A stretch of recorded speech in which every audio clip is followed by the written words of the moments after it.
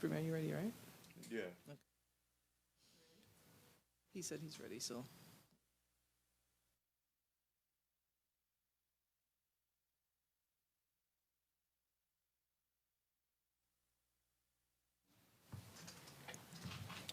Greetings all. I'm Desiree Smith, Chief Information Officer in the Department of Information and Public Relations, otherwise known as GIS.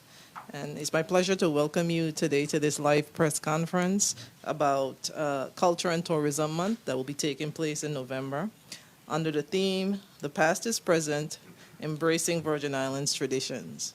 The panelists here, we have a full panel today of individuals that are going to be able to present on this matter concerning the celebrations and the activities that will be taking place for Culture and Tourism Month.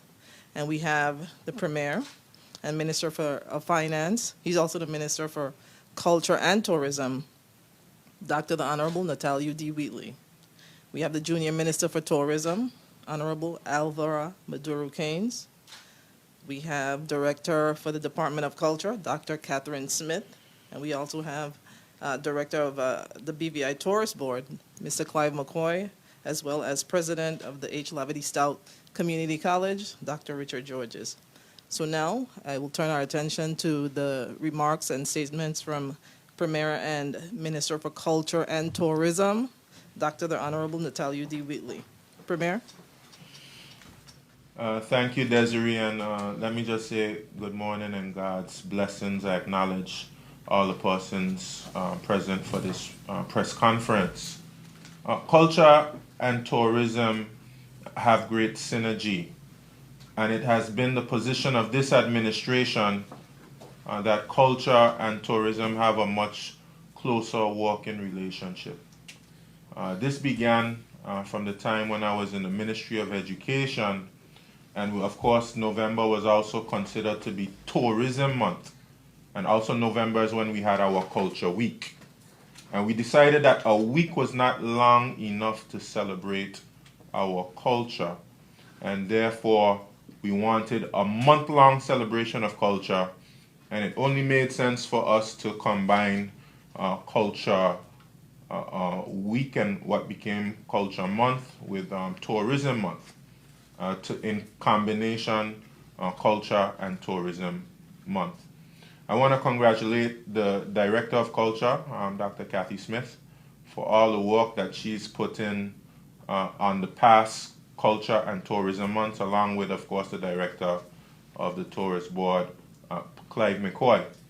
And we want to take it to the next level because we have a real mandate to diversify our tourism product, and we have a mandate to place more emphasis on culture even among our local residents.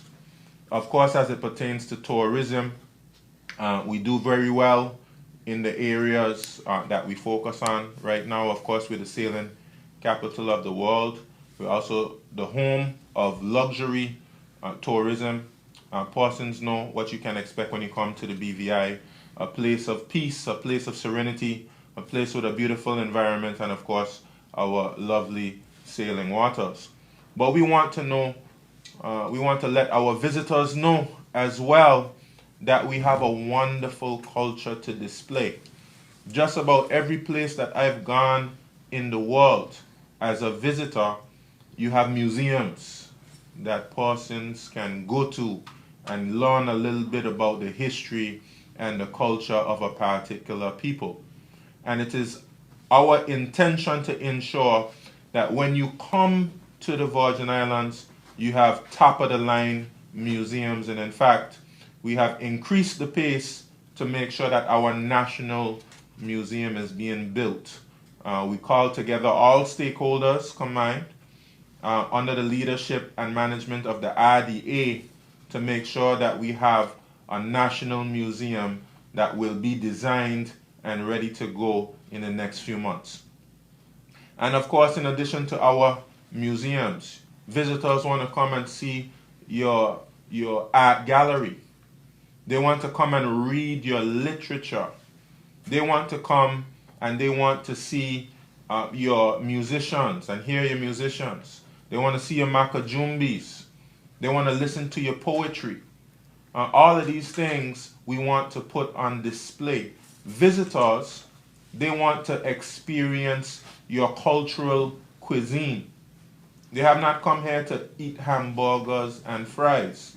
They want to see what you have to offer. They can get those hamburger and fries someplace else. Of course, if they want that, we'll give them that. But we want to introduce them to our fish in mayonnaise sauce, our fungi. We want to introduce them to our Johnny cakes. That's something that they can't get where they've come from, and we want them to be able to experience that. So in order to take our tourism product to the next level, we must introduce the visitors to our awesome culture. I'm very happy that we have present our poet laureate and also the president of HLSCC. He and I know very well that we travel and we go to literature conferences elsewhere. We go to poetry conferences elsewhere. And some persons who are not in the area may not realize how many visitors can be attracted to the Virgin Islands just to participate in things like poetry and literature conferences and even poetry slams and things of that nature. So this is the particular mandate that we have, and we're pressing gas. We're not reversing, and we're not pressing the brakes. This is the direction we're going, and this is the direction that is going to enrich us. And of course, as it pertains to our local residents experiencing our culture and our heritage, this too we're going to take to the next level. Culture Week just used to be something that focused mainly on our schools, and rightly so. Of course, we want our schools to have a rich and vibrant cultural experience, not just during this week, but for the entire year. And of course, we know the culture department has a focus on cultural education throughout the whole year, as well as focusing on our curriculum and making sure that the teachers are well equipped to deliver our cultural education.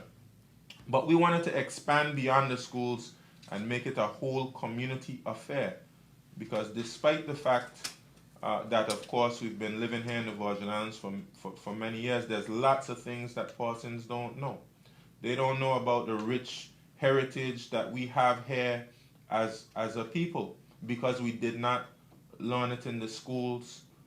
Some persons have made valiant effort to write books, but we have to help to promote those books and write new books and have more documentaries that will focus on our cultural heritage, so that we'll be better defend the Virgin Islands when we have various threats that threaten our culture, threaten our heritage, and even threaten our freedom. That we'll have that cultural foundation that will give us the cultural confidence to move forward into a different political atmosphere and a different political era. Of course, this is our hope and our wish, that based on the sacrifices our foreparents made, we know what we need to do moving forward into the future. So I'm quite happy to be here for this press conference for Culture and Tourism Month. I'm looking forward to the slate of activities that we have. I'm very excited about the Fungi Fest, which will be led by the Junior Minister for Tourism. And let me say at this point that the culture portfolio will be assigned to the Junior Minister. So she will be the Junior Minister of Culture and Tourism. And I can't think of anyone better to be able to take forward those two portfolios and make them walk. Herself, in my view, a cultural icon, Honorable Alvra Maduru Keynes, and someone who loves our culture and is the best person to help to bring focus to culture and tourism in combination. And I'm very excited about the Fungi Fest, and I'm looking forward to it.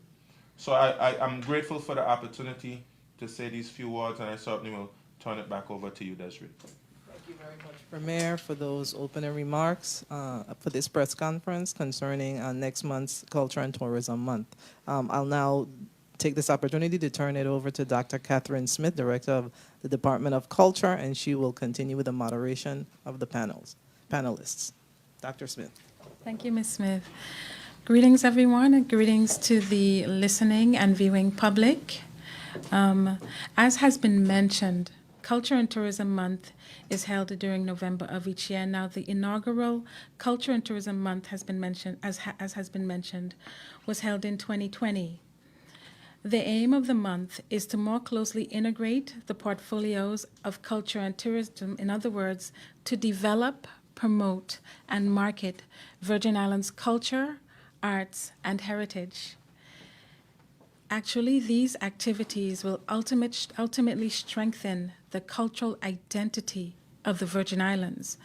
And as has been mentioned, the previous and long-standing Culture Week activities were integrated into this month. While Culture and Tourism Month then fulfills the mandate of the BVI Tourist Board and Film Commission, it also fulfills the Department of Culture's mandate to develop the creative economy. Creative industries contribute to human and sustainable development. Now, through these industries, people are able to shape their own development. They strengthen social cohesion and at the same time create jobs and generate economic wealth. The cultural domains here include the performance arts, visual arts, and craft, including multimedia arts, literary arts, as well as cultural heritage, tangible and intangible. Tangible, as has just been mentioned by the Honorable Premier, museums, historical sites, burial grounds, all places of historic significance. The theme for this month coming up is, of course, the past is present, embracing Virgin Islands traditions. The Department of Culture has for some time been receiving feedback that the traditions, some of the traditions of the Virgin Islands have to be strengthened, more widely known, and celebrated on a wider, in a wider way throughout the general public. Some of the traditions are less. I wouldn't say that they're disappearing. I would say that they're not as highlighted and visible as they should be. And therefore, during this month, we're going to see that theme streaming throughout activities.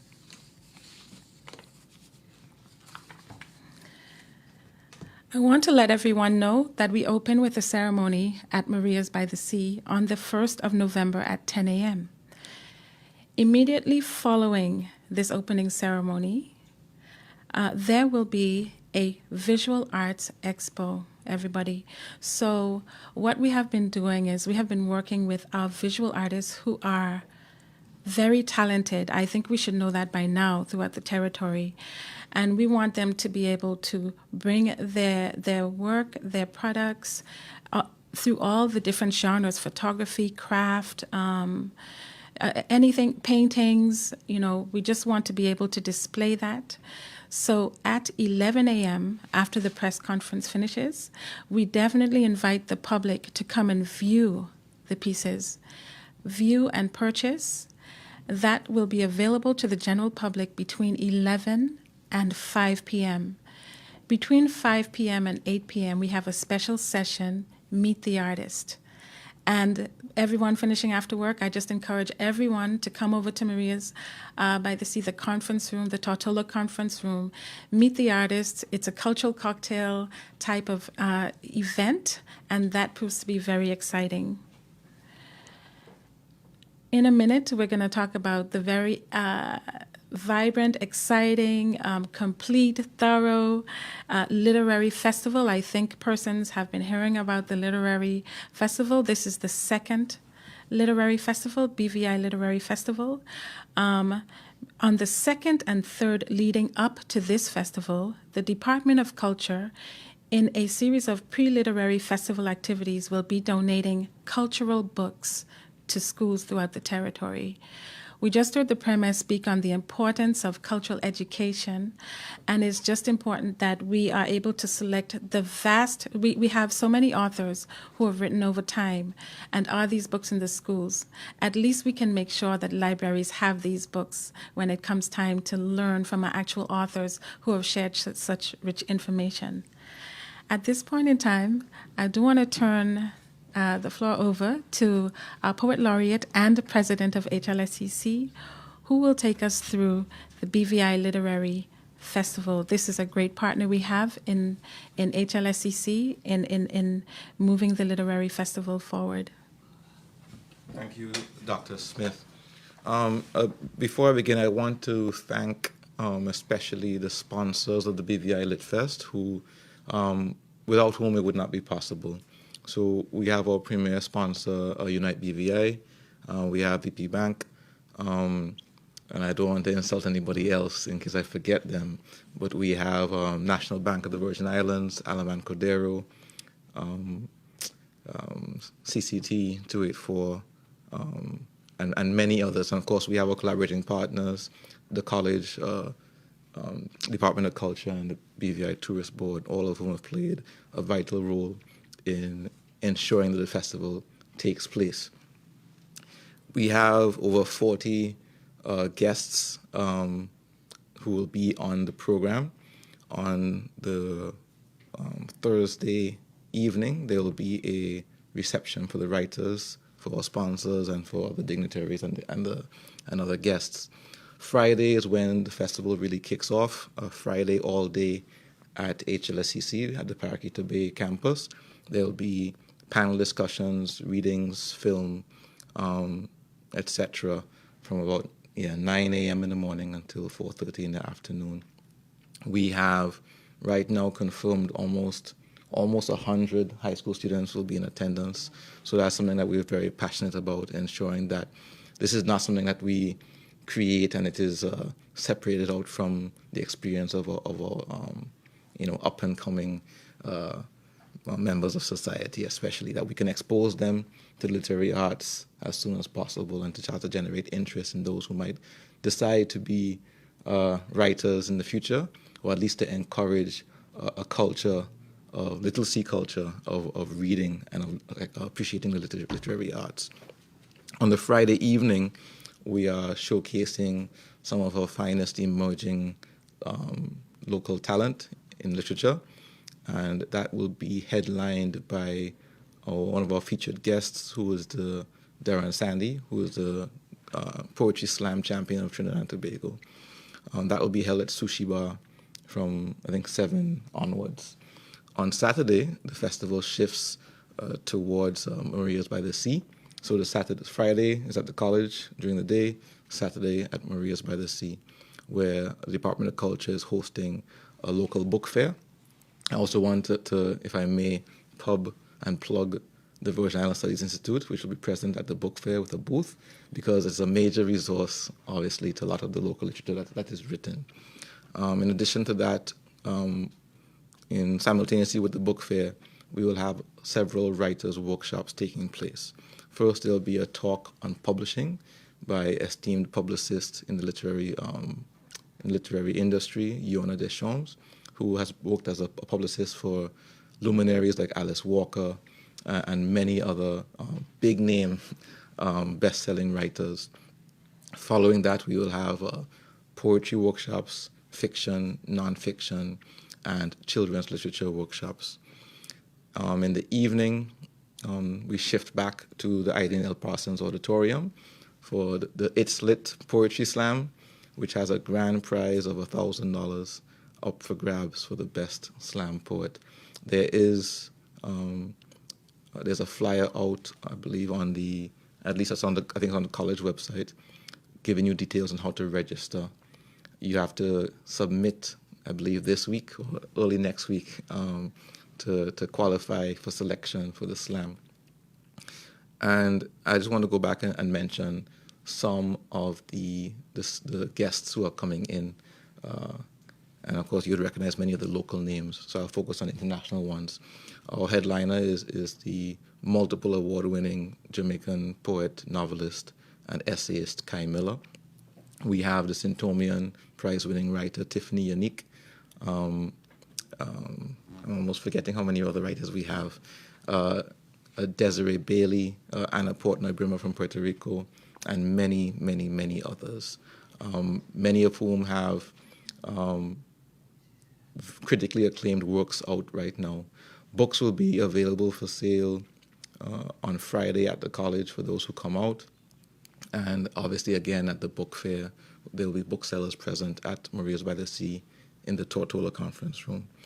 So I just wanted to give a quick prelude to the literary festival with more information, and the complete information it's available on bvilitfest.com, and on the register page is where you can register for the individual workshops at a price of, I think, $20 per workshop.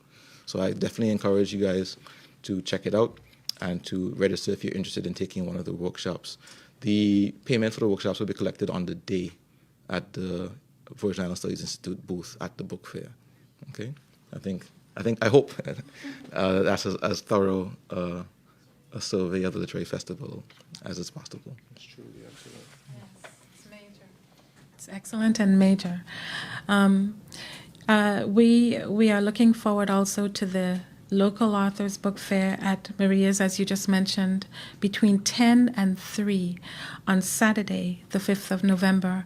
The department receives a number of calls. It seems as if there's a great thirst to understand the story of the Virgin Islands, and there's not a connection to the fact that we have had many authors actually write in different creative ways about this story. What we're attempting to do at this time is fill that gap and have our authors there. We're going to have readings, children's books readings, adults will be doing readings, and just, make sure that you come on out to that and make sure you support all of the activities, the excellent activities that Dr. Georges has just outlined. It's taken a lot of work. It's great. Moving on, did you want to mention the writer's excursion on the Sunday? I think I will. Yeah, if I may. So there is an excursion, I think, however, it's not open to the public, but the writers that come for the literary festival, we are thankful that the tourist board has agreed to give them the proper BVI experience, so they don't just come here to work and they have a chance to experience the BVI. So we have to thank our partners at the tourist board for creating that for them. I also want to thank them for handling the writers' receptions at Beef Island and Roadtown Ferry Dock, which, we are very, we want to make sure that when we bring in folks of this magnitude, that they have the best possible experience upon their arrival and throughout this day in the BVI. So we have to thank the tourist board for sparing no expense and making sure that is secured. Yes, and thanking the tourist board as well for agreeing to drive the industry to our Arts Expo and also the local book fair. Moving along to the week starting with the 7th. This is the second week of Culture and Tourism Month. We have also received calls regarding the cultural dances of the Virgin Islands and the fact that they really need to be highlighted and brought more to the front. So, of course, we're talking about dances such as the quadrille, two-step, seven-step, mocha jumbis, the plat pool, even the African dance that is on our historical record from the 19th century, the kamfu or kamfu. It's seen with two types of spellings on the historical record. So during that week, we'll be going into the schools, especially the senior students, 12th graders. And what we're going to be doing is we're going to be making presentations and we're going to be doing demonstrations on the collective of our cultural dances to 12th graders. Before they get to graduate, this is a precursor to a cultural dance program that we've been working with the Ministry of Education to introduce into the schools. But of course, it's good to address the 12th graders that they would be graduating. There's a history and a story and an interconnectedness to all of our cultural dances that is deep and actually quite fascinating. And we're doing that under the title En Route to Our Roots. Now on Friday at HLSCC Auditorium, the Eileen Parsons Auditorium, we will have a BVI cultural affair, an evening of dance. So there's an exciting program of pure cultural dance and the story to it that has been developed, and this will begin at 7 at the auditorium. We actually have been in touch with the dance schools throughout the territory, as well as cultural groups, the Mokojumbi cultural groups, all of them, the heritage dancers, and all of the dance schools who have eagerly embraced cultural dance, and everyone will be working together for this. I want to then mention our long-standing partner, the Virgin Islands Communal Association, otherwise known as VICA. And on the 12th of November at the festival grounds, they will be carrying out their traditional bonfire night with cultural activities, but the activities have actually doubled or tripled. It starts at 8 a.m., and I've seen in their program a traditional food competition, traditional games tournament, just traditional games, just fun activities as well. And then I've also seen, of course, their regular bonfire with the Sankeys, dance and poetry performance. So I think that they've really, stepped up their performance, and we'll all be looking forward to that. Moving into the third week now, I'm just going to mention a few arts workshops that we're offering. Why are we doing this? These workshops are particularly based on some of the arts that need to be more prevalent. We're hoping to have, and she has agreed, Miss Adina Penn, and we really want to learn about the different methods of straw plaiting. I'm talking about the BVI way of doing it traditionally. The plants that are used, the different types of hats that are produced based on this. We want to have, of course, making pottery with Carl Burnett. We're going to have a workshop in depth with photography with Robert Storm Wright. And of course, then we're going to look at basket and bottle weaving with Cedric Turnbull. I want to say at this point that there's a need to speak also more moving forward from the Department of Culture around the topic of intellectual property. It's a good part. That's a good spot to mention that. So those workshops look to be quite interesting, and please follow the Department of Culture at Virgin Islands Department of Culture, and you will see all of the information there. All right, everybody. I want to just quickly mention during that week, you would hear a number of radio broadcasts and print media highlight of some of our artists as well. We're now at the point where we're going to go into the week of the 21st, which is Culture Week, everyone. Everyone should probably know that by now. That is Culture Week for the schools, and the schools will be lit. They'll be vibrant. They were completely active and vibrant last year. We're looking forward to that again. On that Friday, we will have our long-standing cultural food fair. But this year, there's a twist. We're actually combining and collaborating with the Honorable Maduro Keynes and the Fungi Fest. And I think at this point, I'm going to turn the mic over to Honorable Maduro Keynes. Thank you, Dr. Smith.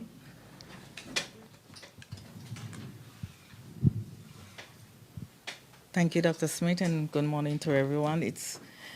I'm truly excited to be a part of this tourism and cultural month, a long month of celebration. And as I often say, you cannot know where you're going if you don't know where you came from. So it's important that we teach and we preserve our culture, and not just to locals, but visitors alike. On the 25th, we will be having the Fungi Fest. We're attempting to bring it back, which we will bring it back. It's been missing for quite some time now. And we're collaborating with the food fair. So everything will be held on that same day. We have about 9 bands slated for the Fungi Fest, 2 of who would be coming from overseas. So all during the week or the week before, you'll be hearing the music from those various artists who will be bringing in to celebrate this Fungi Fest. So we're asking that everyone come out and support. I have spoken with, I don't want to call it Boopy, but that's why, you know, in connection with the food fair and what we're attempting to do. The bands, the outside bands, overseas bands will be coming in from either the Wednesday or the Thursday. So we're attempting to have them play during the day as well as in the night. So it'll have entertainment all during the food fair and well into the evening for the Fungi Fest. So it's going to be exciting, trust me. It's going to be exciting, and we need to really preserve this music. We'll be having bands from different schools as well to participate, and we need to keep that tradition going, especially in the schools, and teach our students, teach our young people about this music. We cannot afford to lose it. We have lost the Fungi Fest for a few years, so we're bringing it back now, and it is my intention, as long as I'm Junior Minister of Tourism and Culture, that this would continue, you know, for years, years upon years upon years. Because like I said, we cannot afford to lose our culture. You can't know where you're going if you don't know where you came from. So I'm asking everyone to come out on the 25th and truly support the food fair and support the Fungi Fest. Thank you. Thank you so much. And that all of those activities will be at the Tortola Pear Park. Okay, thank you so much, Honorable Maduro Keynes. And now we turn the floor over to the Director of Tourism, Mr. Clive McCoy.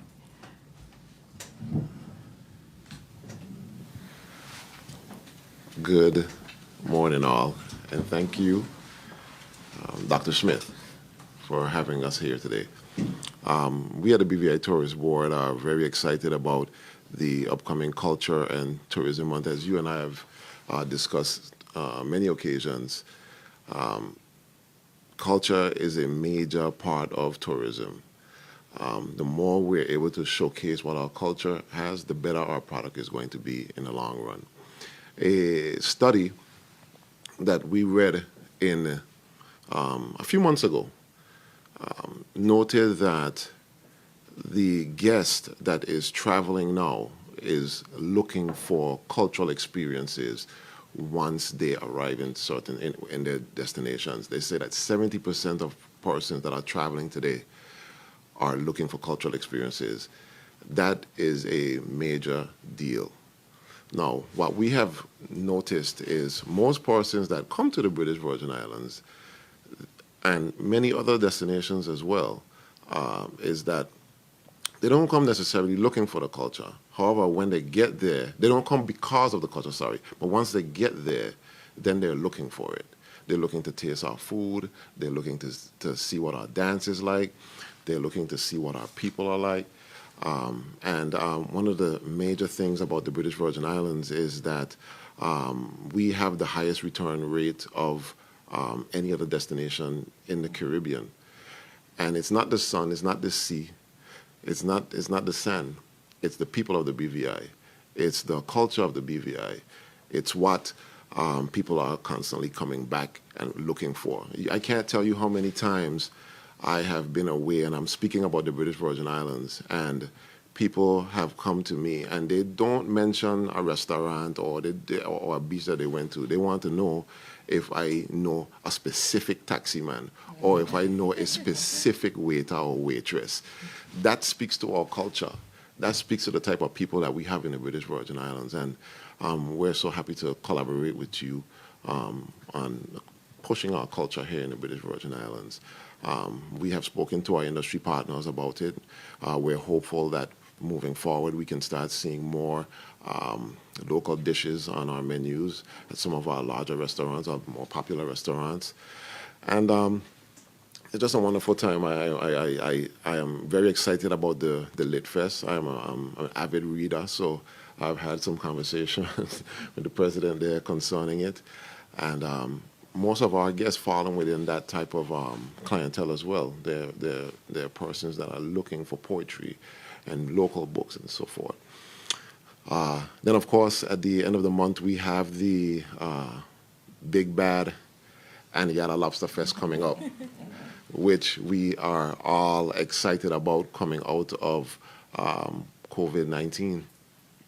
It's anticipated that this is going to be the largest one that we've ever seen. The Lobster Fest isn't just about a big party, it's about our culture as well.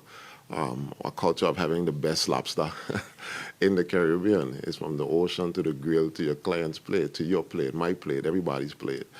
So we're looking forward to that.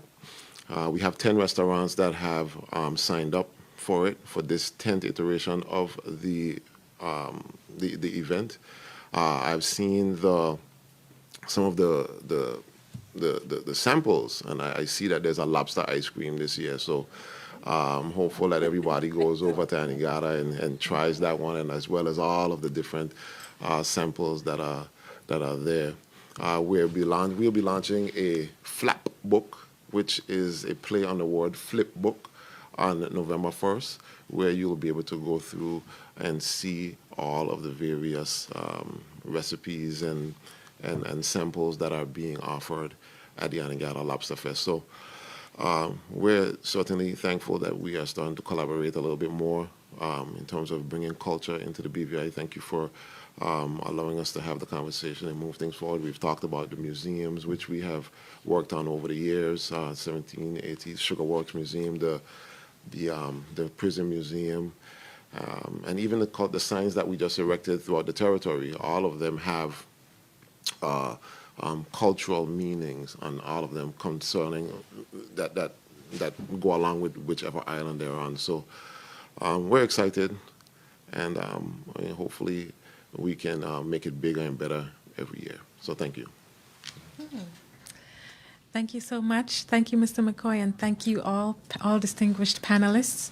I do want to quickly mention here that we will wrap the month up with another of our long-standing programs, our book launch program, but we couldn't resist it because this one seemed to fit our theme so well. It is called I Want to Be a Thatcher Man, and it's written by Mrs. Janice Nibbs, and I'm understanding that this would be one in a series of books about our traditional careers here in the Virgin Islands. Thank you, everyone. Thank you, Dr. Smith, and all the panelists for all that exciting information for the upcoming month of November with Culture and Tourism Month. Now, since it's a press conference, we're going to open the floor to the press for the panelists to answer the questions. And we'll also like to ask you to give your name and the organization you represent when you ask your questions. So we'll invite you now to ask your questions.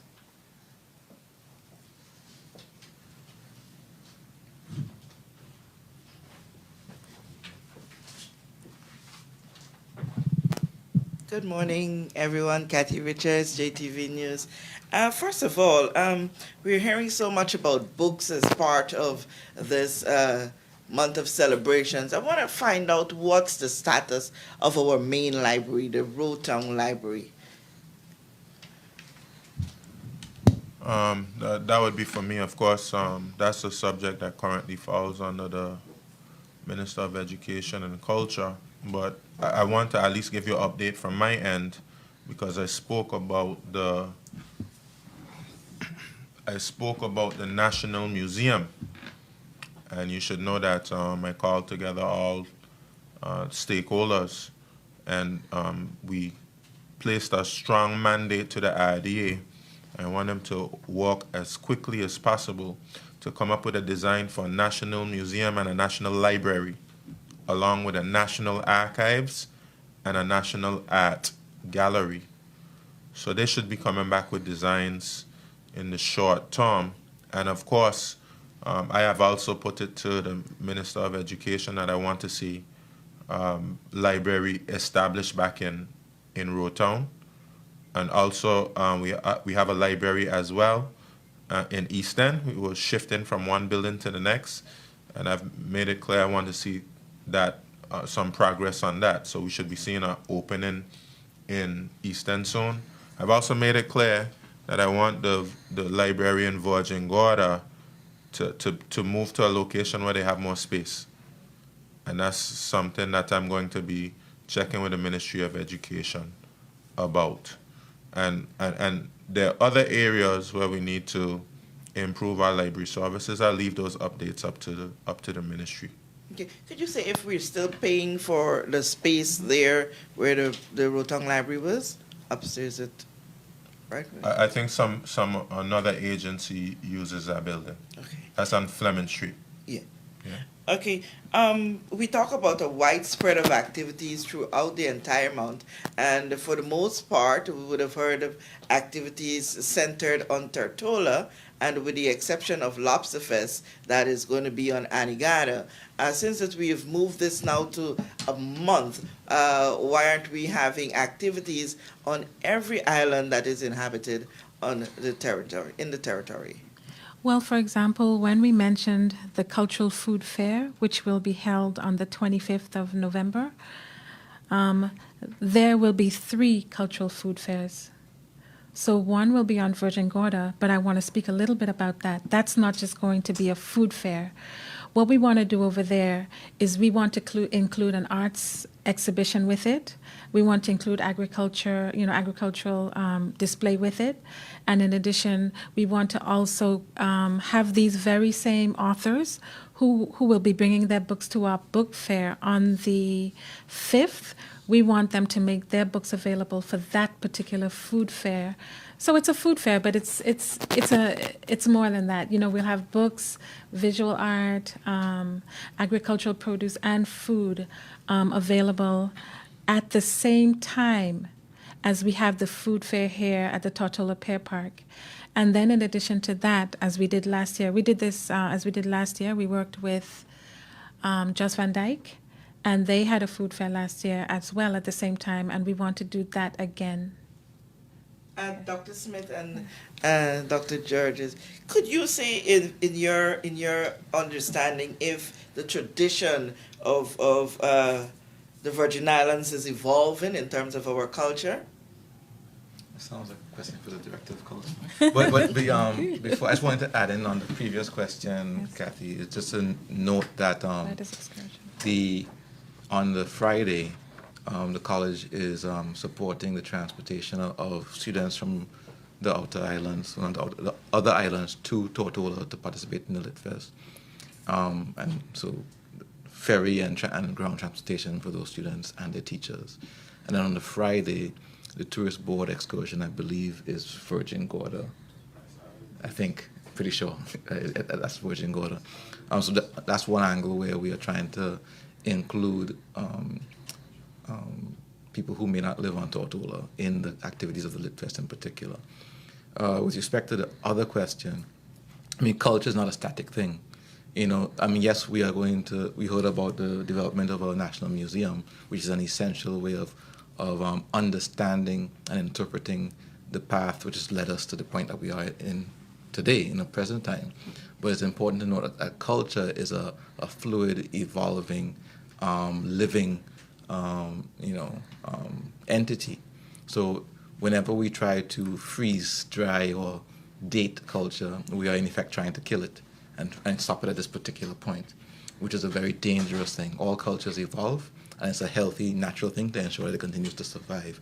What's important, though, in that evolution is to maintain the integrity of the most important threads of that culture, right? Whether that is language, whether that is literature, or other types of cultural forms, protection of tangible heritage, the protection of intangible heritage, and I think also wrapped up in all that is a set of values that you want to preserve.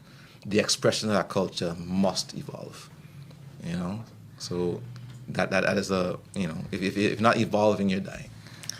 Yes. And to just follow up on that, and in total agreement, yes, a culture is a way of life. There's an underlying value system. You have your arts or expressions and your heritage. But what I want to say here now is that we acknowledge that culture evolves, and we've been speaking about that for quite a time. The realization did come, though, that your culture must be informed by your heritage, right? So it evolves, but it must be informed by the heritage. So if you're then in a situation where that heritage is threatened or not as well known as it should be, and actually in the 2013 cultural policy, that is stated as a major problem in the Virgin Islands, that the heritage wasn't as widely known, acknowledged, or respected as it ought to be. But one of the guiding principles in that policy is that there must be an evolution. And so with that in mind, that's how we came to the decision that, okay, we need to be clear about these traditions. And I want to say further that in particular, there are some traditions that move forward. They are perennially existing. They always exist. And that happens because the society has decided that those traditions are so important and meaningful to its identity that they can never not be. And so when you see something like, say, the way we made our hats, there's a way we go into the creative industry, culture and tourism. We now have products that identify and streamline our identity, and we moved it right into the 21st century by branding, right? So in a nutshell, the two go together, heritage and culture, but yes, we're always evolving. Thank you. And finally from me, this is the Premier. Could you explain to us the move of the portfolio of culture from that of the Education Minister to that of the Premiers?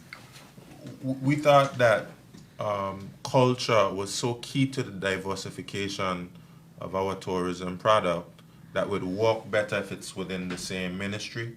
And we also have a able junior minister in the Premier's office. I can assign any portfolio I have to junior ministers.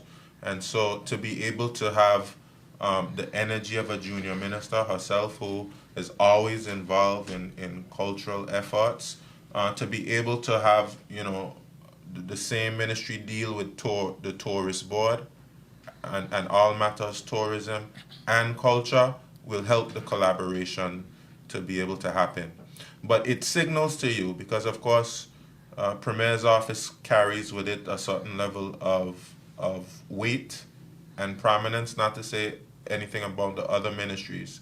But the move says to everybody involved, look, culture is something that needs to be more prominently recognized, and the Minister of Finance has taken it under his portfolio because he wants to see that type of energy and focus on culture moving forward.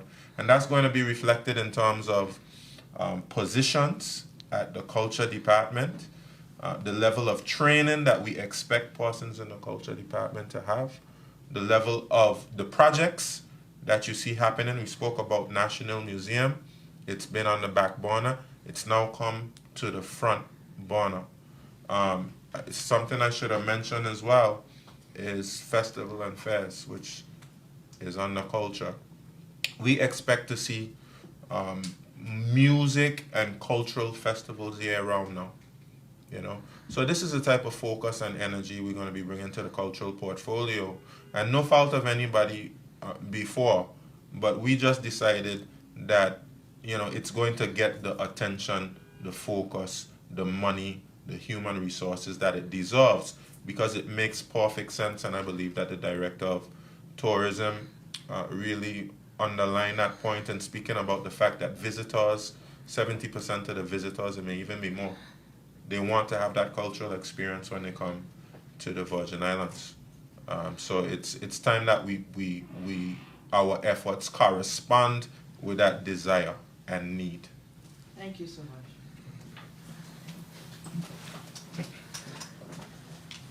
All right, good morning, Dana Campo with the BVI Beacon. So first off, we talked about a lot of events geared towards seniors. Are there any particular events that would be particularly good for young children to attend and get involved with? Yes, there certainly are. I can just immediately talk about the second week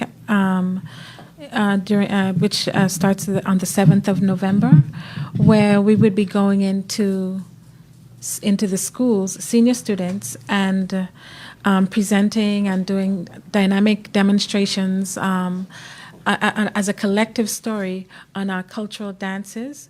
Certainly during the first week, we mentioned distributing books to the schools, cultural books, so that they can have them in the libraries in preparation for the work we must do with the curriculum to ensure that our students are learning about our culture and heritage in the most creative of ways.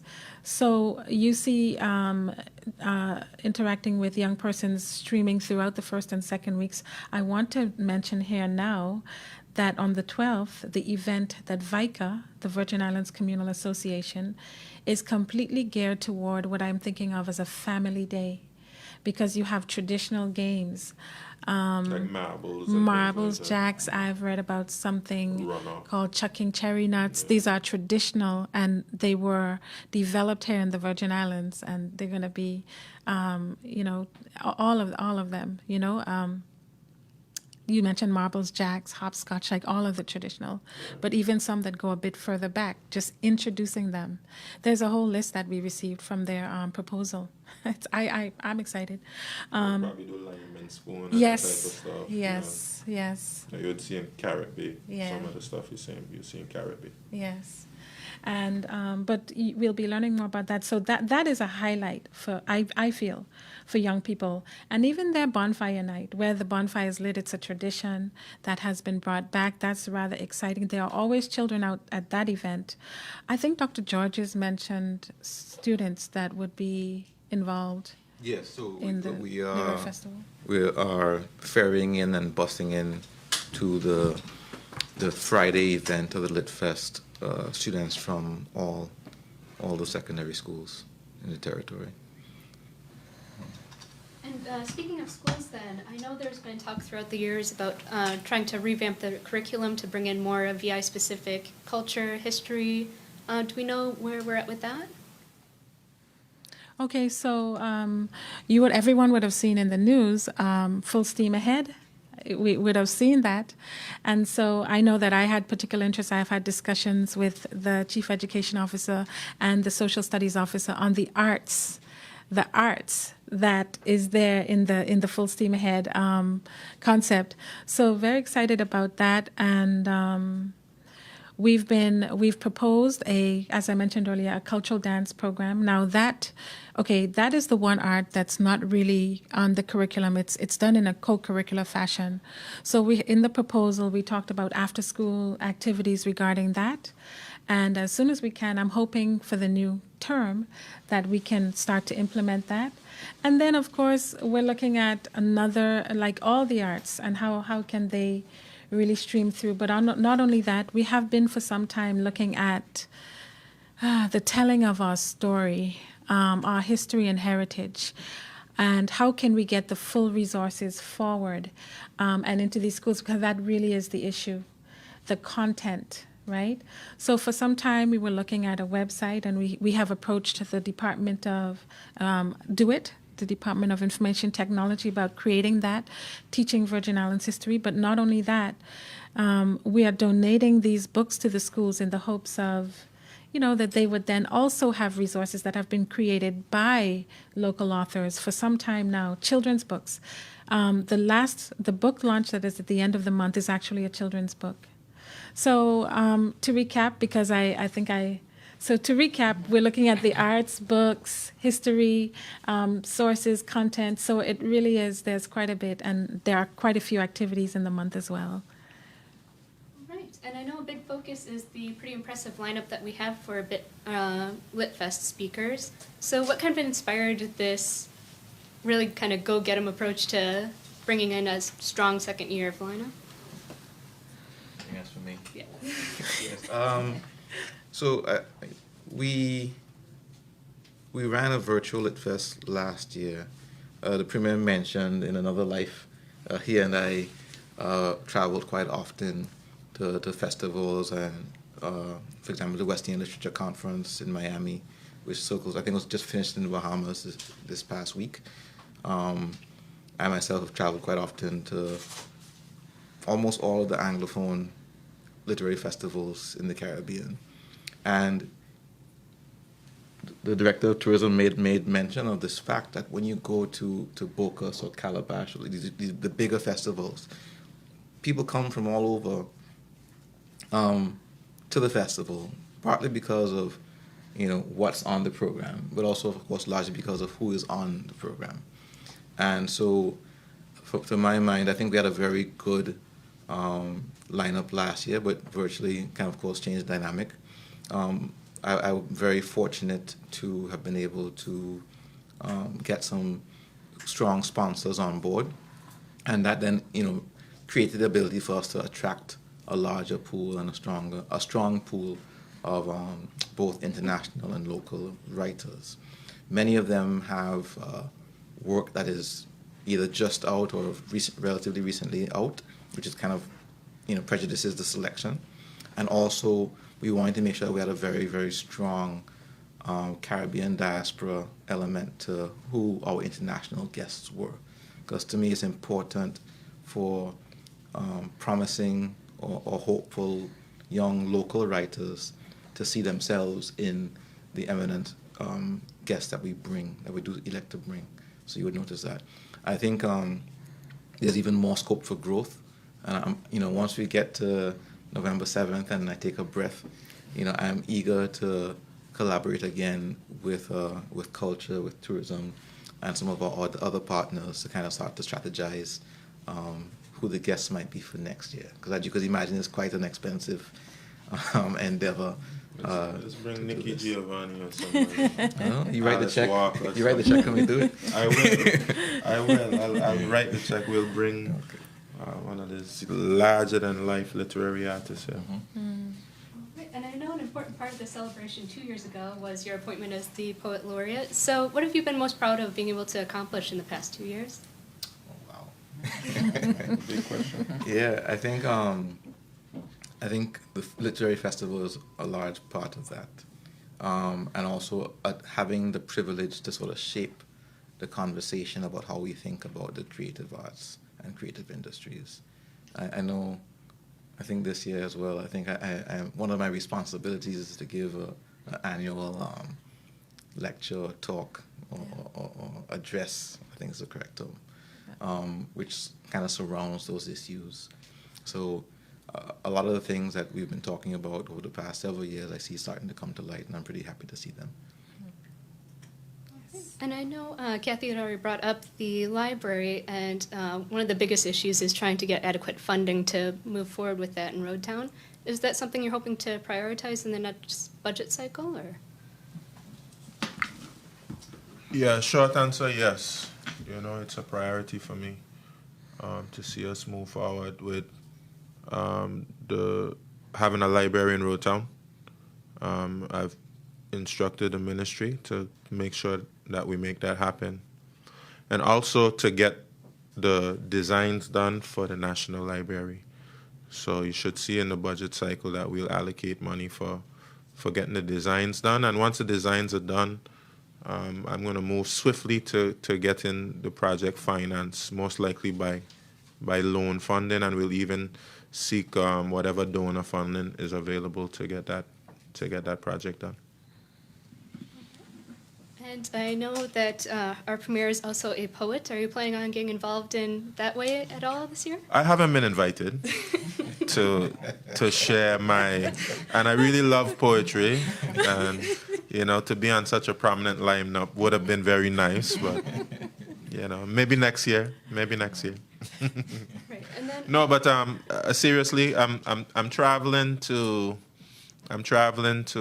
the UK on November 5th and coming back on the 14th. So I'm missing some of the activities, but whatever activities I can attend, I'm certainly will attend and just show my support as everyone else. And if there's opportunities, I have to check the schedule for any kind of little open mic poetry.